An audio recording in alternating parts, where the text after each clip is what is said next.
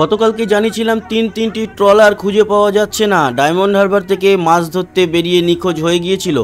তার মধ্যে চলছে সারাসারির বান। আজ কিন্তু পূর্ণিমা এবং ভরা কোটাল। তবে হ্যাঁ, তার মধ্যে থেকেও একটু সুখবর, আজ ভোর রাতের দিকে দুটি ট্রলারের খোঁজ পাওয়া গেছে। তারা ফিরে এসছে, 33 জন সুস্থ আছে।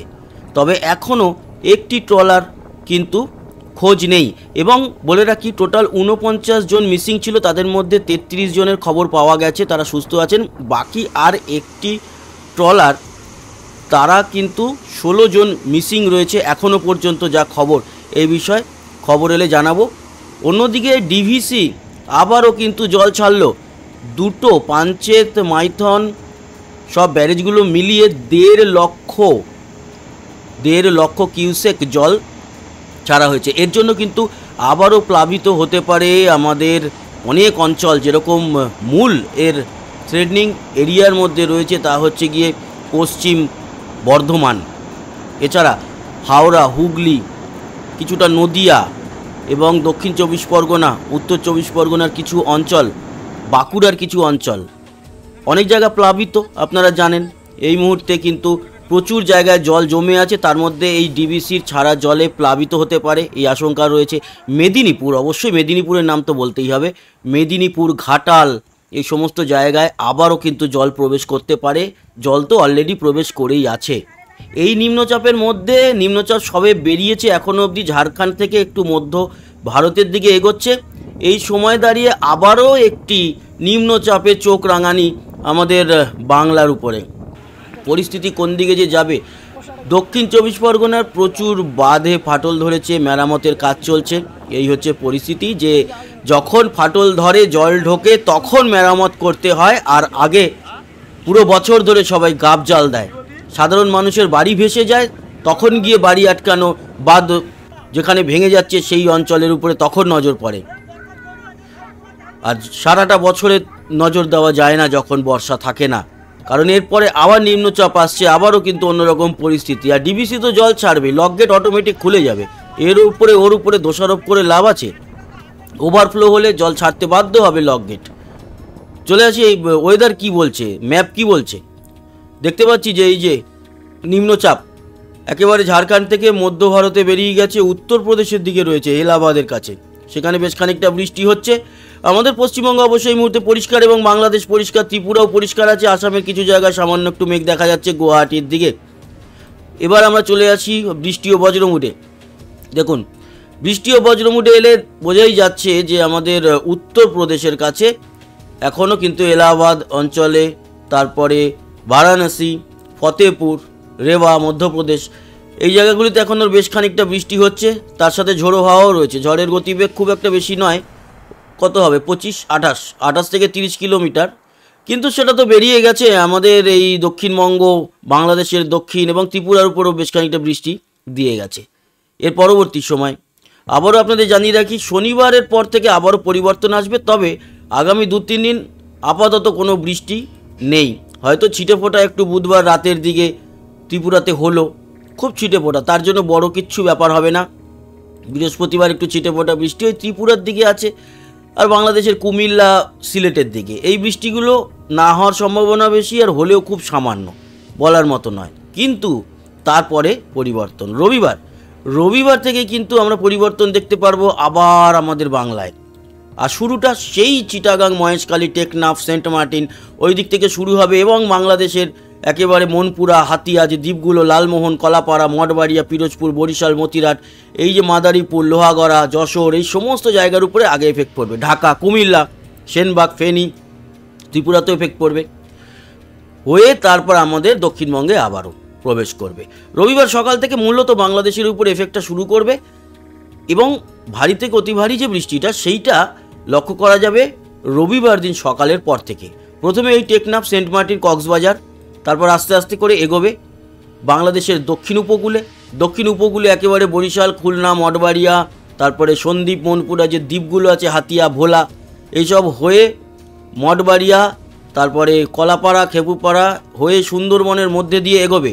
এবং যখন যাবে সেই সময় সাতক্ষীরা, যশোর, লোহাগড়া, মাদারীপুর, অবশ্যই খুলনা, সুন্দরবন, মঠবাড়িয়া তো বললাম, ফরিদপুর, ঢাকার উপর থেকে এই বৃষ্টি বেশ ভালো রকমভাবে রবিবার দিন প্রবেশ করবে।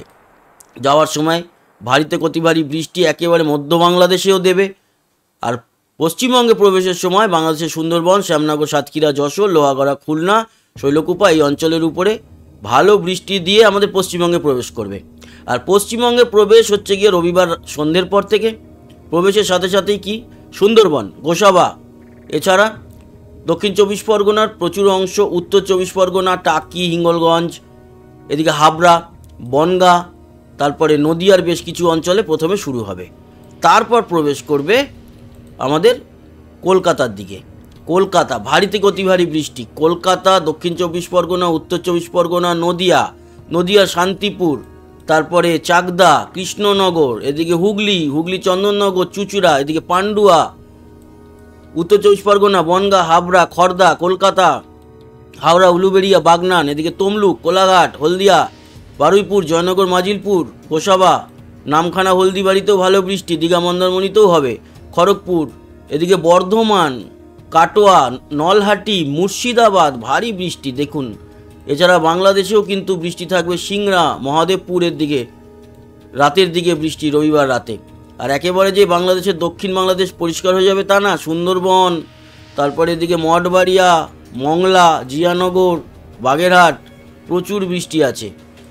তারপর রবিবার দিন এবং সোমবার দিন সারাদিন বৃষ্টি আমাদের দক্ষিণবঙ্গে, প্রায় সারাদিন, মানে ওই সকাল দুপুর অবধি বৃষ্টি হয়ে সেই পুরুলিয়া হয়ে আবারও ঝাড়খণ্ডের দিকে বেরোবে সেই নিম্নচাপ। তার মানে আবারও কিন্তু আর একটা নিম্নচাপ এবং ভারী বৃষ্টি আমাদের দক্ষিণবঙ্গ জ্বালাতে আসছে।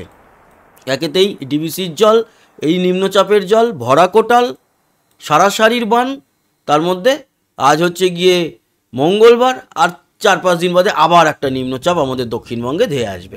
অবশ্য বাংলাদেশের দক্ষিণেও এফেক্টটা পড়বে। এই হচ্ছে কি পরিস্থিতি।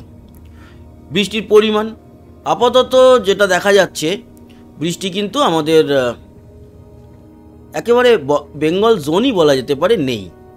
আজ থেকে যদি পুরো বুধবার রাত অবধি দেখি, ত্রিপুরাতে, ওই যে বলছিলাম ত্রিপুরাতে একটু বৃষ্টি আছে বুধবার নাগাদ। এটা কখন হবে আমি আপনাদের তাও বলে দিচ্ছি।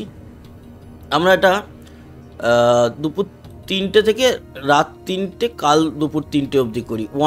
ওয়ান ডে করলে বোঝা যাবে। এটা মূলত হবে গিয়ে বুধবার দিন সন্ধে ও রাতের দিকে ওই ত্রিপুরার বৃষ্টি। বাকি আমাদের পশ্চিমবঙ্গ পরিষ্কার, বাংলাদেশও মোটামুটি পরিষ্কারই বলা যেতে পারে।